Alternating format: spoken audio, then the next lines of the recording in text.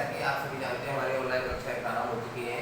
आज हम कक्षा 7 जैसे सामाजिक ज्ञान अध्याय पहला हमारे जो एनसीईआरटी की नई सिलेबस की जो बुक आई है उसमें पहली बुक का पहला पार्ट है हजारों वर्षों के दौरान हुए परिवर्तनों की पड़ताल करना। तो देखो आज हम ये बता देते हैं कि हजारों वर्षों से हमारे लगातार जो परिवर्तन हुए हैं उन परिवर्तनों के दौरान जितने भी परिवर्तन हुए हैं उनका उल्लेख आज हम जो है इसके माध्यम से पढ़ेंगे। तो मैं आपको बता देता हूँ कि इतिहासकारों के ने जैसे परिवर्तन होते गए हैं वैसे वैसे हमारी भाषा में भी बदलाव आते गए हैं। अब हम यदि बात करें ऐतिहासिक साक्ष्यों की तो उसमें सबसे पहले आता है अभिलेख। अभिलेख जो होते थे हम उनकी बात करें, अभिलेख जो होते थे वो हमारे इतिहास को जानने में मदद करते थे। अब आप ये कहोगे अभिलेख होते क्या थे? पहले अभिलेख जो होते थे राजा महाराजाएं जब भी कोई विजय प्राप्त करते थे, जब भी कोई निर्माण कार्य करते थे तो बड़ी बड़ी शिलाओं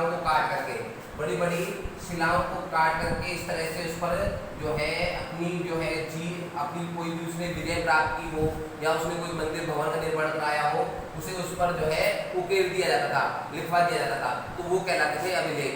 अब अभिलेखों की बात करें तो हम यहाँ पर कह सकते हैं कि हिंदुस्तान में अलग अलग भाषाओं में अलग अलग तरह के जो है शब्दों का प्रयोग हुआ है। अब यदि हम बात करें तो यहाँ पर हम कह सकते हैं कि मध्य युग की फारसी भाषा और आधुनिक युग की फारसी भाषा जो है बिल्कुल भिन्न है। मध्य युगीन फारसी भाषा और आधुनिक युग की फारसी भाषा बिल्कुल भिन्न है। अब हम यदि ये बात कहें तो ये भिन्नता के कारण भी बहुत सारे बदलाव जो है देखने को मिले हैं। अब आप हिंदुस्तान शब्द को ले लीजिए। हिंदुस्तान शब्द जो है यदि इसको हम आधुनिक रूप में इसका प्रयोग करें तो भारत के रूप में इसका प्रयोग आता है। किसके रूप में आता है? भारत के रूप में। हिंदुस्तान शब्द का यदि हम आधुनिक रूप में प्रयोग करें तो ये भारत राष्ट्र के रूप में इसका प्रयोग लिया जाता है। यदि हम बात करें 13वीं शताब्दी में फारसी विद्वान मिनहाज उस-सराज, हम आपको बता देते हैं 13वीं शताब्दी में फारसी विद्वान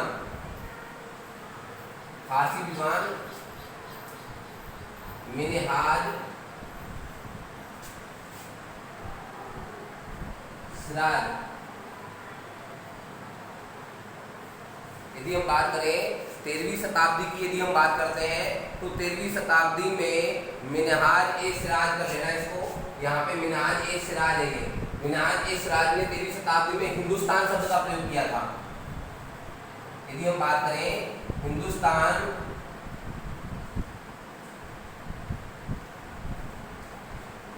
शब्द का प्रयोग 13वीं शताब्दी में मिनहाज ए सिराज ने किया। उसके बाद हम बात करते हैं 14वीं शताब्दी में। 14वीं शताब्दी में यदि हम बात करते हैं तो 14वीं शताब्दी की ओर जब हम जाते हैं तो यहाँ पर हम 14वीं शताब्दी में अमीर खुसरो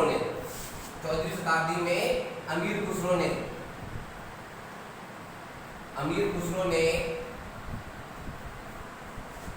जो है हिंदुस्तान शब्द का प्रयोग किया। उसके बाद हम आते हैं 16वीं सदी में हम यदि बात करते हैं इसमें नाम आता है मुगल बादशाह बाबर का।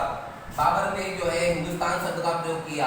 बाबर जिस समय भारत में आया था तो उस समय उसने भारत की धन संपदा को देखते हुए उसने भारत में अपनी ओर जो है कदम बढ़ाए।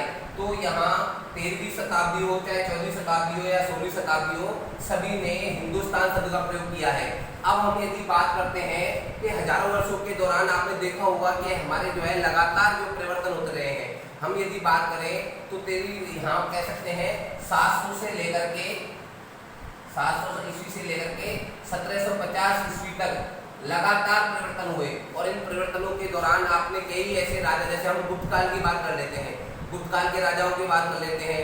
इसके अलावा हर्षवर्धन काल में महाराज हर्षवर्धन की बात कर लेते हैं। तो इस तरह से हम ये कह सकते हैं कि इस युग में बहुत सारे राजा महाराज हुए। लेकिन इन राजा महाराजाओं की जानकारी जो हमें मिलती है वो बड़े बड़े शिलालेखों से, उनके लिखित दस्तावेजों से, जैसे जैसे इसमें क्या है परिवर्तन होते गए तो बहुत सारे। अब क्या है उस समय क्या था कि हमारे पास कागजों का मात्रा नहीं थी, लेकिन 700 से 750 ईस्वी के बीच में बड़ी मात्रा में कागज का उपयोग किया जाने लगा और बड़ी मात्रा में जो है लेखों को सुरक्षित रखा जाने लगा। अब बड़े अमीर जो थे, बड़े जो लोग थे वो अपनी किसी भी दस्तावेज को जो है लिखित दस्तावेज के रूप में सुरक्षित रखते थे। आज वही दस्तावेज जो है हमारे सरकार द्वारा जो है संग्रहालयों में सुरक्षित रखे जाते हैं। तो यदि हम जैसे बात करें तो यहाँ हम ये कह सकते हैं अभिलेख क्या होते हैं कि बड़े बड़े जो है शिलालेखों पर लिखे गए लेख शिलालेख कहलाते हैं। अब यहाँ पर अभिलेखों को जो है लिखित रूप में जो है उन्हें सुरक्षित रखा जाता है। तो हम ऐसे ही हजारों वर्षों के दौरान जो लगातार ये परिवर्तन होते रहे उनके बारे में हम आगे भी ऐसे ही पढ़ेंगे। आज हमने ये जाना है कि फारसी भाषा में किसने क्या कहा है, हिंदुस्तानी भाषा का प्रयोग किसने कब किया, ये 13वीं शताब्दी 14वीं शताब्दी और 16वीं शताब्दी के बारे में पढ़ा है। शिलालेख क्या होते हैं, अभिलेख क्या होते हैं। तो अभिलेखों में भी मैंने आपको बताया है कि हमारे जो पुराने दस्तावेज थे उनको जो है सुरक्षित रखा जाता था। थैंक यू, धन्यवाद। आज के लिए काफी, अगले अध्याय में हम आगे और पढ़ेंगे।